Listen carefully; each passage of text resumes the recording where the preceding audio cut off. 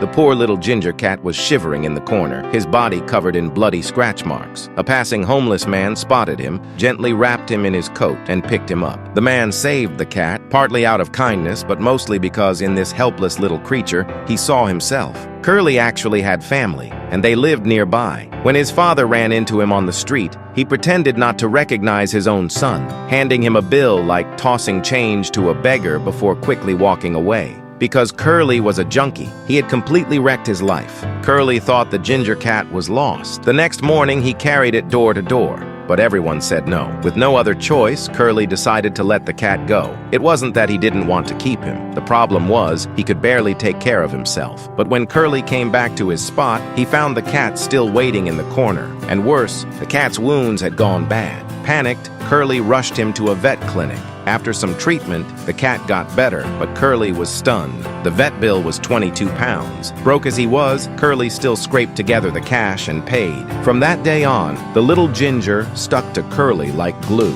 They took the bus together. They busked on the streets together. Curly had no idea. This sticky little cat was about to change his life forever. Before, when Curly sang on the streets, no one even noticed. Now, crowds 3 layers deep surrounded him. Every song brought in way more money, and half the credit went to the proud ginger cat. On Christmas, they went to his father's house, saying he'd turned his life around. But his father looked at him like he was the plague, and his half-sister gave him the same disgusted look. Curly left in disappointment. His only family now was the ginger cat on his shoulder. Curly found another job, selling newspapers on the street. A scruffy man and a chubby ginger cat. Turns out it was a hit. People loved the cat. Buy a paper and you could snap a photo with the adorable ginger. It didn't take long for them to go viral. Reporters came flooding in, all wanting to do feature stories. One day, a woman and her son pretending to buy a paper. But after a few words, their real plan came out. They wanted to buy the cat. They said Curly couldn't give him a better life, and they didn't care how much it would cost. At first, Curly stayed polite, but the woman kept pushing, even trying to shove money into his hand. Finally, Curly snapped. He said, "How much for your kid, then?